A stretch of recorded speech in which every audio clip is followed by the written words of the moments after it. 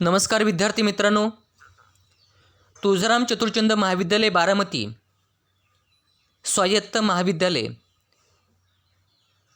या अभ्यास केंद्रातील मी समंत्रक डॉक्टर ज्योतिराम गाडगे आपल्या सर्वांचं या लेक्चरमध्ये पुनश्च स्वागत करतो। हा लेक्चर KYBA इकॉनॉमिक्स 276 या विषयाचा आहे। मित्रहो, या लेक्चरमध्ये आज आपण सार्वजनिक वित्त व्यवहार यावर आधारित असणारे विविध सिद्धांत समजून घेणार आहोत। म्हणजे सार्वजनिक वित्त व्यवहारासंदर्भात असणारे हे सिद्धांत आहेत। वास्तविक पाहता आपण सार्वजनिक वित्त व्यवहार म्हणजे काय हे आपण लास्ट लेक्चरमध्ये समजून घेतलेलंच आहे। पुन्हा एकदा आपण सार्वजनिक वित्त व्यवहार म्हणजे काय हे समजून घेऊया। सार्वजनिक वित्त व्यवहार म्हणजे सरकारला एका विशिष्ट कालावधीमध्ये प्राप्त होणारे उत्पन्न आणि सरकारला करावा लागणारा एकूण खर्च या सार्वजनिक वित्त व्यवहारामध्ये समाविष्ट होतो। अर्थातच सार्वजनिक वित्त व्यवहाराचे स्वरूप कसे असावे या संदर्भात अनेक अर्थतज्ञांचे विविध दृष्टिकोन आहेत। सार्वजनिक वित्त व्यवहाराचे स्वरूप कसं असावं, आता सार्वजनिक वित्त व्यवहाराचं स्वरूप कसं असावं म्हणजे काय, तर सरकारने उत्पन्न किती मिळवावं आणि सरकारने किती खर्च करावा यावर आधारित असणारे काही सिद्धांत आहेत। त्यामध्ये पहिला सिद्धांत आहे तो म्हणजे सार्वजनिक वित्त व्यवहाराचा शुद्ध सिद्धांत। सार्वजनिक वित्त व्यवहाराचा शुद्ध सिद्धांत यालाच इंग्लिशमध्ये pure theory of public finance असंही म्हणतात। सार्वजनिक वित्त व्यवहाराला पब्लिक फायनान्स असं म्हणतात आणि आपण पाहतो या सार्वजनिक वित्त व्यवहाराचा शुद्ध सिद्धांत म्हणजे pure theory of public finance.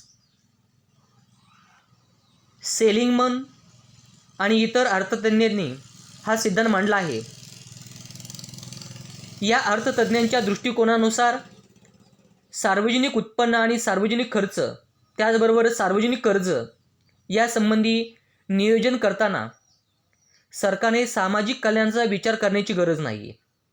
म्हणजे सार्वजनिक उत्पन्न, सार्वजनिक खर्च आणि सार्वजनिक कर्ज यासंबंधी नियोजन करताना सरकारने सामाजिक कल्याणाचा विचार करू नये। कराद्वारे श्रीमंतांचे उत्पन्न कमी करणे, गरिबांना आर्थिक सोयी सवलती देणे यांचा सार्वजनिक वित्त व्यवहाराशी कसलाही संबंध नाही।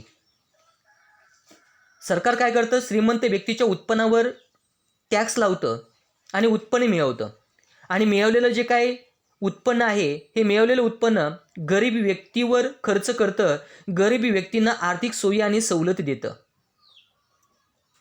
खरं तर या सर्व गोष्टीचा सार्वजनिक वित्त व्यवहाराशी कुठल्या प्रकारचा संबंध नाही असं सेलिंगमन या अर्थतज्ञांचं मत आहे। या सिद्धांतानुसार सरकारने इतर सर्व आर्थिक व सामाजिक परिणामापासून अलिप्त राहून सार्वजनिक वित्त व्यवहार करावेत। सार्वजनिक वित्त व्यवहाराच्या शुद्ध सिद्धांतानुसार सेलिंगमन यांच्या मते सरकारने अलिप्त राहिले गेले पाहिजे।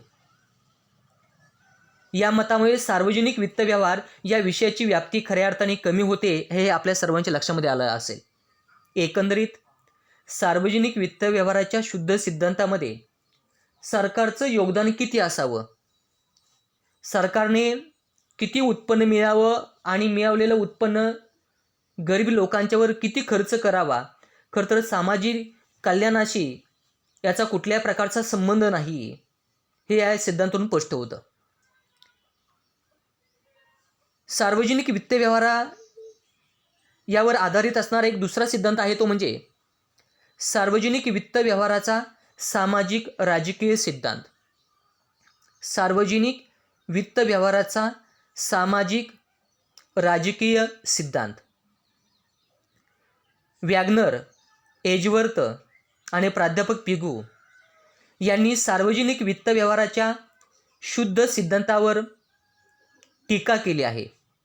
जे सेलिंगमन यांनी मांडलेला सार्वजनिक वित्त व्यवहाराचा जो शुद्ध सिद्धांत आहे याच्यावर टीका वॅगनर, एजवर्थ आणि प्राध्यापक पिगो या अर्थतज्ञांनी आक्षेप घेतला. या अर्थतज्ञांनी त्याच्यावर टीका केली.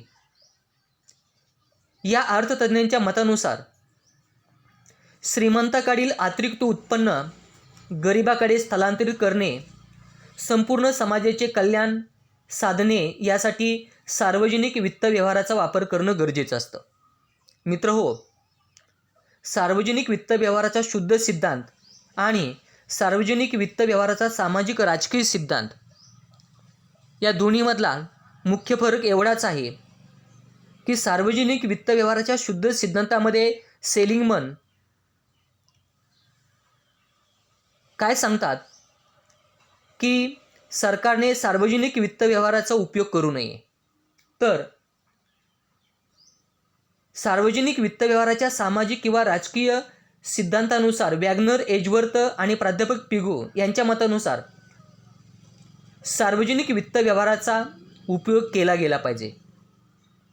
म्हणजे सरकारने श्रीमंत व्यक्तीकडून उत्पन्न मिळवलं पाहिजे आणि मिळालेलं उत्पन्न हे गरीब लोकांच्यावर खर्च केले पाहिजेत. यामुळे खऱ्या अर्थाने समाजाचं कल्याण घडून येईल. त्यामुळे कल्याणकारी राज्याची कल्पना खऱ्या अर्थाने साकार होऊ शकेल. हा दृष्टिकोन व्यवहारी असून त्याला मान्यता देखील मिळाली आहे. त्यामुळे सार्वजनिक वित्त व्यवहाराचा अभ्यास विषय हा अधिक व्यापक बनला आहे. म्हणजे शुद्ध सिद्धांतानुसार सार्वजनिक वित्त व्यवहाराचा अभ्यास विषय हा संकुचित बनला होता, कारण सरकारने हस्तक्षेप करू नये आणि त्यामुळे हा विषय संकुचित बनला होता. परंतु सार्वजनिक वित्त व्यवहाराच्या सामाजिक किंवा राजकीय सिद्धांतानुसार सरकारने हस्तक्षेप केला पाहिजे. म्हणजे सार्वजनिक वित्त व्यवहाराचा उपयोग केला गेला पाहिजे आणि त्यामुळं सार्वजनिक वित्त व्यवहाराचा अभ्यास विषय हा या सिद्धांतामुळं अधिक व्यापक बनला आहे आणि त्यामुळं एक नवीन प्रकारची दिशा प्राप्त झाली आहे. सार्वजनिक वित्त व्यवहार यावरच आधारित असणारा पुढचा एक सिद्धांत आहे आणि तो म्हणजे कार्यात्मक वित्त व्यवहार सिद्धांत. कार्यात्मक वित्त व्यवहार सिद्धांत लॉर्ड केन्स आणि हॅन्सन, खरं तर केन्स आणि हॅन्सन ही अर्थतज्ञांची नावं आहेत, सरनेम आहे. Lord J.M.. केन्स आणि हॅन्सन यांनी न्यू क्लासिकल खऱ्या अर्थाने प्रस्तुत केलेलं आहे. म्हणजे नवसनातनवादी अर्थशास्त्र हे प्रस्तुत केलेलं आहे. म्हणजे नवसनातनवादी अर्थतज्ञामध्ये लॉर्ड केन्स आणि विशेषतः हॅन्सन हे त्यामध्ये येतात. सार्वजनिक वित्त व्यवहाराचा उपयोग सरकारने अर्थव्यवस्था भक्कम आणि स्थिर करण्यासाठी केला गेला पाहिजे. म्हणजे कार्यात्मक वित्त व्यवहाराचा सिद्धांत या सिद्धांतानुसार सरकारने सार्वजनिक वित्त व्यवहाराचा उपयोग केला पाहिजे. कशासाठी केला पाहिजे की सरकारने अर्थव्यवस्था भक्कम आणि स्थिर करण्यासाठी याचा उपयोग केला पाहिजे. याचा आधार घेऊन प्राध्यापक ए.पी. लर्नर हे अर्थतज्ञाचं सरनेम आहे. ए.पी. लर्नर यांनी कार्यात्मक वित्त व्यवहाराचा सिद्धांत मांडला. हा सिद्धांत पारंपरिक तत्त्वाच्या पूर्णता विरोधी आहे. म्हणजे पारंपरिक जे काही सिद्धांत मांडले होते, क्लासिकल जे काही सिद्धांत मांडले होते, ते क्लासिकल सिद्धांतापेक्षा हा जो काही सिद्धांत आहे हा सिद्धांत अतिशय वेगळा असलेला सिद्धांत आहे. या सिद्धांतानुसार कराद्वारे सरकारला उत्पन्न किंवा पैसा मिळावा हे उद्दिष्ट नाही, तर लोकांच्याकडील क्रयशक्ती कमी करणं हे उद्दिष्ट असतं. म्हणजे सरकार ज्यावेळेस कराच्या माध्यमातून उत्पन्न मिळवतं किंवा पैसा मिळवतं, तर पैसे मिळवणे हे त्याचं उद्दिष्ट नसतं, तर लोकांची क्रयशक्ती कमी करणे हे त्याचं उद्दिष्ट असतं. याउलट सार्वजनिक खर्चाद्वारे देशातील मागणी आणि पुरवठा यांचं संतुलन साधण्याचा उद्देश असला गेला पाहिजे. म्हणजे सरकार सार्वजनिक वित्त व्यवहारामध्ये उत्पन्न मिळवतं आणि खर्च करतं. अर्थात जे काही उत्पन्न मिळवतं आहे, सरकार जे काही कर लावून उत्पन्न मिळवते, हा कर लावण्याचा उद्देश एकच असावा आणि तो म्हणजे लोकांची क्रयशक्ती कमी करणे. आणि दुसऱ्या बाजूला सरकार सार्वजनिक खर्च जे काही करत आहे, सार्वजनिक खर्च करण्याचा उद्देश एकच असावा आणि तो म्हणजे देशातील मागणी आणि पुरवठा यांचं संतुलन साधावायचं. अशा प्रकारे कार्यात्मक वित्त व्यवहाराचा सिद्धांत अतिशय महत्त्वपूर्ण आणि इतरांच्यापेक्षा वेगळा असलेला एक सिद्धांत आहे आणि त्यामुळे इतर क्लासिकल ॲप्रोचमध्ये या अर्थतज्ञाने किंवा या सिद्धांताने एक प्रकारची नवीन भर टाकल्याची आपल्या लक्षामध्ये येते. पुढचा एक सिद्धांत आहे तो म्हणजे कृतीप्रवण वित्त व्यवहार, ॲक्टिव्हेटिंग फायनान्स. खरं तर वरील सर्व सिद्धांत जे आपण समजून घेतलेले आहेत ते फक्त विकसित अर्थव्यवस्थेला लागू होतात. म्हणजे सार्वजनिक वित्त व्यवहाराचा शुद्ध सिद्धांत, त्याचबरोबर सार्वजनिक वित्त व्यवहाराचा सामाजिक राजकीय सिद्धांत आणि कार्यात्मक वित्त व्यवहाराचा सिद्धांत, हे सर्व व्यवहार हे विकसित अर्थव्यवस्थेला लागू होतात, मात्र विकसनशील अर्थव्यवस्थेला लागू होत नाहीत. विकसनशील देशांचा कोणताही विचार या सिद्धांताने मात्र केलेला नाही आणि त्यामुळं व्हॅन फिलिप्स आणि रॅग्नर नर्स, हे खरं तर अर्थतज्ञांची नावं आहेत, फिलिप्स आणि नर्स यांनी कृतीप्रवण वित्त व्यवहाराच्या या सिद्धांताचं विवेचन केलं आहे. यांच्या मतानुसार राष्ट्रीय उत्पन्न बचत आणि गुंतवणुकीवर अवलंबून असते. राष्ट्रीय उत्पन्न कमी असल्याने देश गरीब ठरतो. म्हणजे राष्ट्राचं उत्पन्न कमी असल्याने देश काय ठरतो? गरीब ठरतो. अशा परिस्थितीमध्ये राष्ट्रीय उत्पादन वाढवण्याकरता उत्पादन साधनांचे पर्याप्त विभाजन करणं गरजेचं आहे. सरकारने त्यासाठी सार्वजनिक वित्त व्यवहाराचा परिणामकारक वापर केला गेला पाहिजे. म्हणजे सार्वजनिक वित्त व्यवहाराचा जर परिणामकारक वापर केला तर लोकांचं राष्ट्रीय उत्पन्न वाढू शकतं, म्हणजे देशाचं राष्ट्रीय उत्पन्न वाढू शकतं आणि देश गरीब अवस्थेतून बाहेर येऊ शकतो. आणि यासाठी मात्र राजस्व किंवा राजकोषीय नीती म्हणजे फिस्कल पॉलिसी अंमलात आणणं गरजेचं आहे. म्हणजे फिस्कल पॉलिसीच्या माध्यमातून सार्वजनिक वित्त व्यवहाराचा परिणामकारक वापर करता येऊ शकतो. या सिद्धांताद्वारे सार्वजनिक वित्त व्यवहाराला विकसनशील अर्थव्यवस्थेमध्ये प्रथम स्थान देण्यात आलेलं आहे. कारण इतर अर्थतज्ञांनी फक्त विकसित अर्थव्यवस्थेचा विचार केलेला आहे, विकसनशील अर्थव्यवस्थेचा विचार केलेला नाही. मात्र फिलिप्स आणि रॅग्नर नर्स यांनी मात्र सार्वजनिक वित्त व्यवहाराचा उपयोग हा विकसनशील देशासाठी केलेला आहे. आपल्या सिद्धांतामध्ये विकसनशील देशांचा विचार केलेला आहे आणि म्हणूनच सार्वजनिक वित्त व्यवहाराला विकसनशील अर्थव्यवस्थेमध्ये प्रथम स्थान या सिद्धांतानं देण्यात आलेलं आहे. विकसनशील देशांना कृतीप्रवण वित्त व्यवहाराची आत्यंतिक गरज असते असे प्रतिपादन या सिद्धांताने केलेलं आहे. त्यामुळे सार्वजनिक वित्त व्यवहार या विषयाची व्याप्ती वाढून विकसित देशाबरोबर विकसनशील देशातही त्यांच्या अभ्यासाला महत्त्वपूर्ण स्थान मिळालेलं आहे. म्हणजे एक प्रकारे या सिद्धांतानं विकसनशील देशासाठी महत्त्वपूर्ण कार्य केलेलं आहे आणि त्यामुळे विकसित देशाबरोबरच विकसनशील देशातही या वित्त व्यवहाराला एक महत्त्वपूर्ण स्थान मिळालेलं आहे. कालमानानुसार सरकारची कामे आणि सरकारच्या जबाबदाऱ्या यामध्ये खऱ्या अर्थाने बदल होत गेले आहेत. अधिकारात वाढ झाली आहे. त्यामुळे सार्वजनिक वित्त व्यवहाराचे स्वरूप आणि दृष्टिकोन किंवा सिद्धांत याच्यामध्ये सुद्धा बदल होणं स्वाभाविकच आहे. विकसित देशांना आर्थिक स्थैर्यासाठी तर विकसनशील देशांना आर्थिक विकास आणि वृद्धी यांच्या उद्दिष्ट पूर्तीसाठी सार्वजनिक वित्त व्यवहाराची नितांत गरज असते. मित्रहो, अतिशय महत्त्वाचा आपण भाग समजून घेतोय. खरं तर आतापर्यंतचे आपण जे काय सिद्धांत समजून घेतले या सिद्धांतावरून एकच कन्क्लुजन मिळतं आणि ते कन्क्लुजन काय तर विकसित देशांना आर्थिक स्थैर्यासाठी तर विकसनशील देशांना आर्थिक विकास आणि आर्थिक वृद्धीसाठी सार्वजनिक वित्त व्यवहाराची गरज असते आणि म्हणूनच या विषयाचा पद्धतशीर आणि शास्त्रशुद्ध अभ्यास करणं गरजेचं आहे. मित्रहो, यानंतर आपण महत्तम सामाजिक लाभाचे तत्त्व समजून घेत आहोत. महत्तम सामाजिक लाभाचे तत्त्व डॉक्टर डाल्टन यांनी मांडलेलं आहे. Doctor Dalton is a surname and Dalton is a economist. महत्तम सामाजिक लाभाचे तत्त्व डॉक्टर डाल्टन यांनी मांडलेलं आहे. खरं तर डॉक्टर डाल्टन यांच्या या महत्तम सामाजिक लाभाच्या तत्त्वामध्ये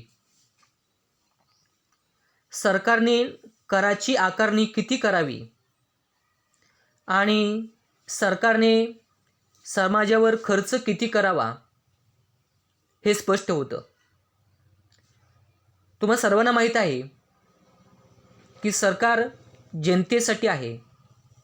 सरकार जनतेच्या कल्याणासाठी काम करीत आहे आणि म्हणूनच सरकार समाजाला जास्तीत जास्त लाभ कसा प्राप्त होईल यासाठी प्रयत्न करत असतं आणि म्हणूनच समाजाला जास्तीत जास्त लाभ जर प्राप्त व्हायचा असेल तर सरकारने तितका खर्च केला पाहिजे आणि सरकारने तितकंसं उत्पन्न समाजाकडून कराच्या माध्यमातून काढून घेतलं पाहिजे.